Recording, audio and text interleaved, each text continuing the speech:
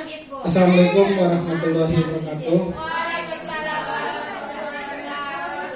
Yang terhormat Bapak Ibu yang kami hormati, pada kesempatan ini kami akan mencoba memaparkan materi tentang budaya positif di sekolah.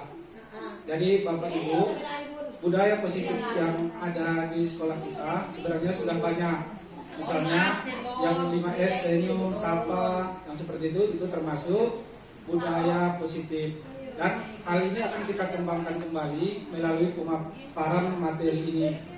Terima kasih atas perhatian Bapak Ibu mulai dari pagi sampai acara kita selesai nantinya. Mudah-mudahan akan berjalan lancar dan sukses. Baik, sosialisasi budaya positif di sekolah oleh CGP Angkatan 5. Di sini yang akan kita bahas nanti pertama disiplin positif dan nilai kebajikan universal.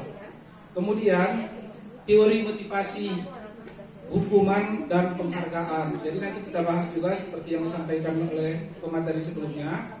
Kemudian keyakinan kelas, selanjutnya kebutuhan dasar manusia dan posisi kontrol dalam segitiga restitusi.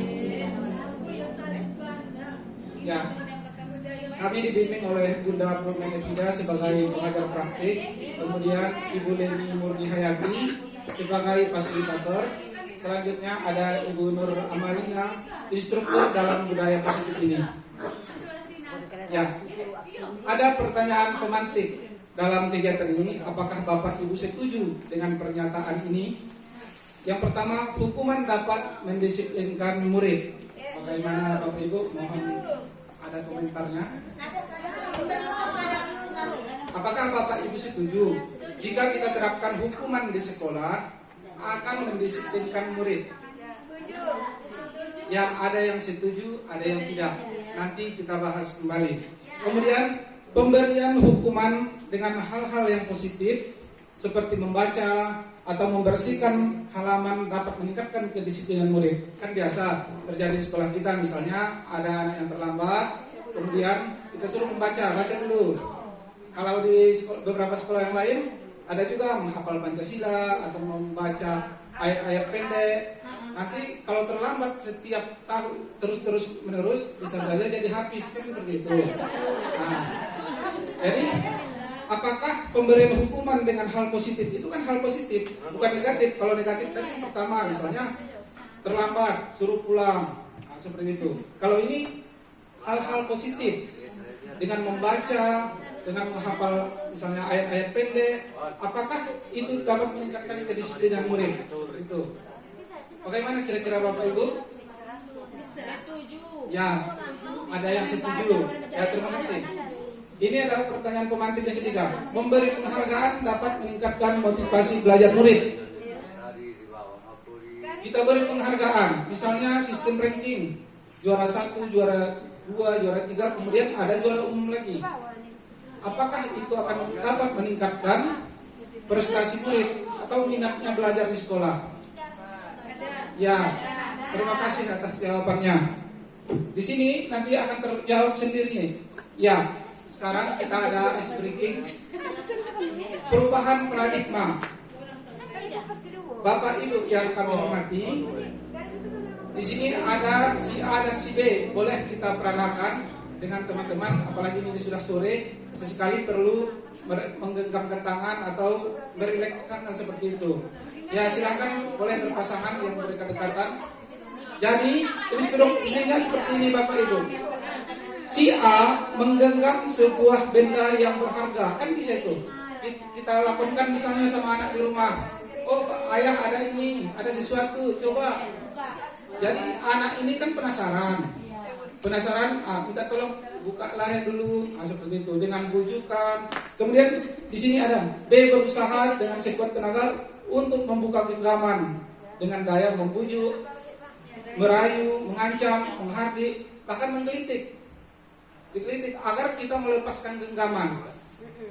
Jadi apakah A akan mempertahankan atau akan membuka kepalan tangan? Itu. Apakah dipertahankan genggaman tadi atau kita buka dengan sendirinya? Seperti itu. Selanjutnya dalam kegiatan ini sesungguhnya siapa yang memegang kendali untuk membuka atau menutup kepalan tangan? Siapa Bapak Ibu? Si A atau si B? Si A menggenggam sebuah benda yang berharga ini sangat berharga. Datang si B berusaha dengan sekuat tenaga untuk membuka genggaman dengan segala daya, membujuk. Jadi pertanyaannya, sesungguhnya siapa yang memegang kendali untuk membuka? Ya, tepat sekali Bapak Ibu, luar biasa.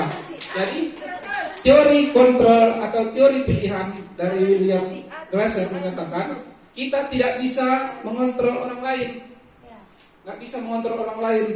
Yang bisa mengontrol kita adalah diri kita sendiri, seperti itu. Jadi orang lain sebenarnya tidak bisa mengontrol. Begitu juga dengan murid. Ini di sini dijelaskan perubahan paradigma teori kontrol itu atau ilusi kontrol. Di situ dijelaskan bahwa ada miskonsepsi tentang makna kontrol atau kendali. Ilusi guru mengontrol murid, seperti itu. Saya guru, saya pasti bisa mengatur si A, si B, si C, dan si D. Ternyata itu ilusi. Bisa kita pahami Bapak Ibu? Ini adalah ruang berbagi. Jadi ilusi, kita kan menganggap oh itu pasti bisa. Saya bisa mengontrol si A, si B, si C. Ternyata dalam teori, dalam penelitian itu tidak. Kita tidak bisa mengontrol orang lain. Seperti itu. Kemudian ilusi bahwa semua penguatan positif efektif dan bermanfaat. Misalnya kita datang ke kelas, kita sampaikanlah penguatan anak-anak sekalian seperti ini, belajarlah lebih baik. Ternyata itu juga ilusi. Sementara kita sudah berapi-api menyampaikan berbuat baiklah.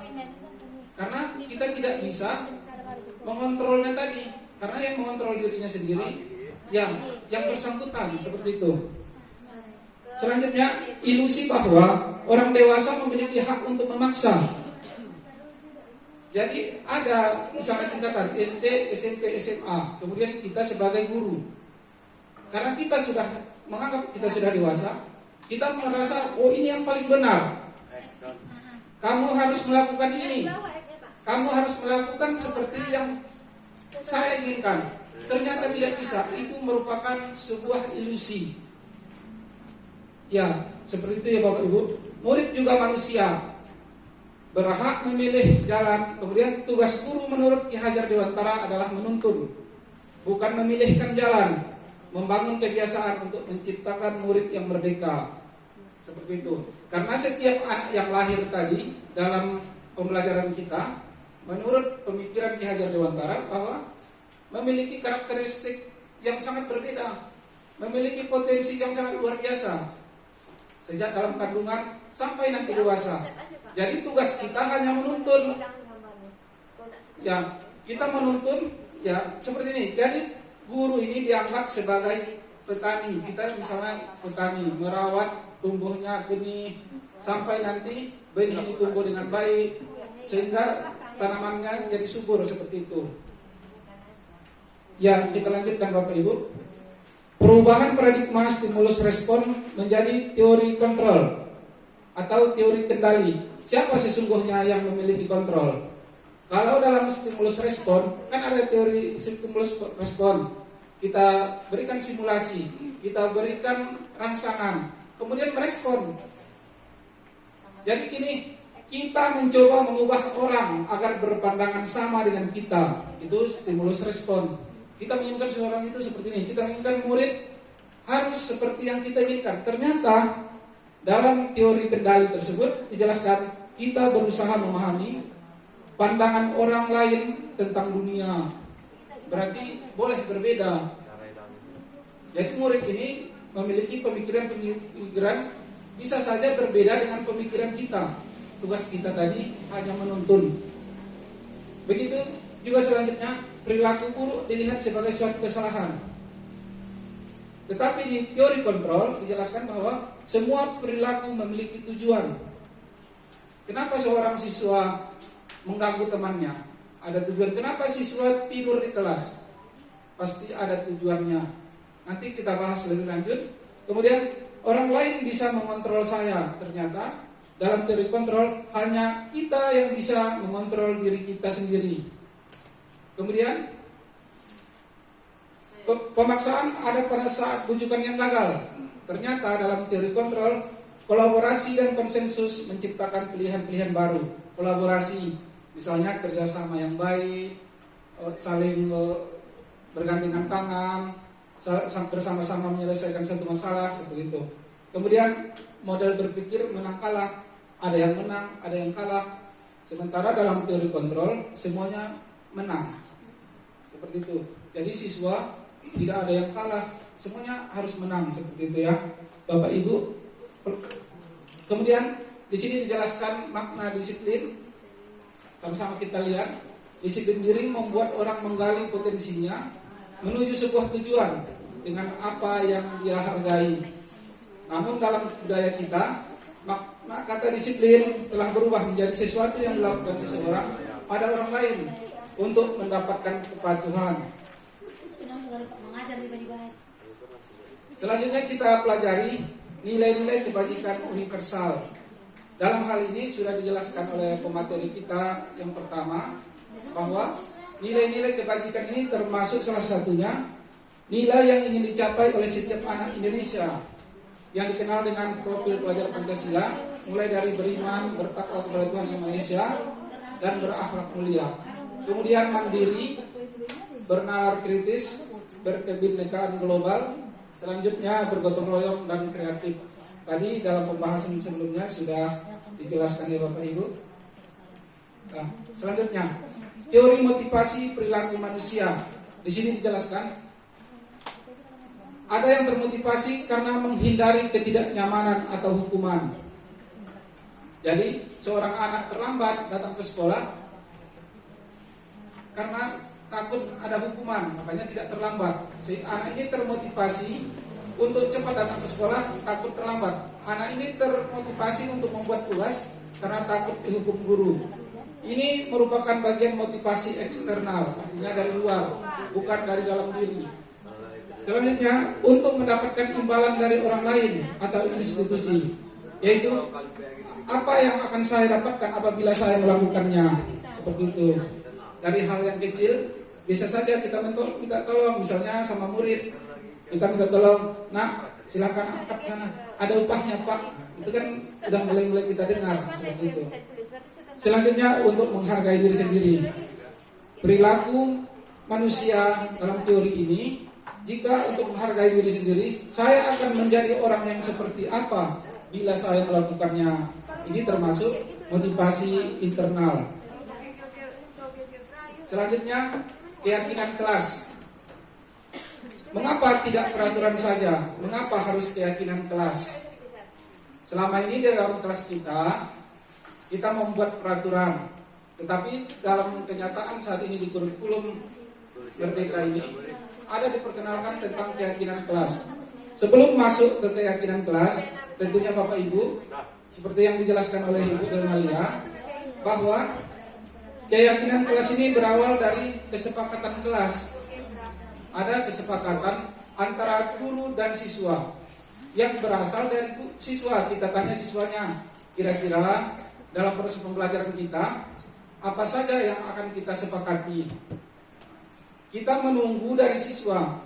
Selama ini kalau peraturan biasanya kita yang menentukan, mengerjakan tugas tepat waktu, tidak boleh terlambat, seperti itu. Ini diberikan kebebasan kepada siswa untuk mengembangkan ide-ide kreatifnya. Tujuannya apa? Apabila ada kesepakatan, siswa ini akan termotivasi. Kalau semuanya dari kita, dari sebagai seorang guru, kita buat peraturan misalnya 1-5. Ternyata ada yang terbebani sama siswa, makanya siswa kita beri ruang yang seluas-luasnya untuk menyampaikan apa saja yang menjadi kesepakatan kita di dalam kelas. Kemudian baru kita gabungkan, kita berkolaborasi dengan siswa. Selanjutnya kita buat menjadi suatu keyakinan kelas. Ya, Bapak Ibu, peraturan kelas tadi yang kita jadikan menjadi kesepakatan kelas akan menjadi keyakinan kelas. Jika setiap kelas sudah seperti itu, akan membuat lingkungan yang positif. Selanjutnya akan menjadi kebiasaan-kebiasaan dalam lingkungan sekolah. Itulah yang dinamakan dengan budaya positif. Nah, ini salah satu contoh ya Bapak Ibu. Mari kita perhatikan bersama-sama. Yang mana yang merupakan keyakinan kelas. Mengapa? Yang bagian seperti ini ada kesepakatan kelas, datang tepat waktu, mengucapkan salam. Itu sudah menjadi rutinitas kita juga. Menjaga kebersihan sekolah, kemudian berdoa sebelum dan sesudah pembelajaran. Selanjutnya aktif dalam pembelajaran dan tertib. Kesepakatan kelas yang sebelah kanan, kami guru dan murid yang saling menyayangi. Kemudian kami murid yang semangat dalam belajar. Kemudian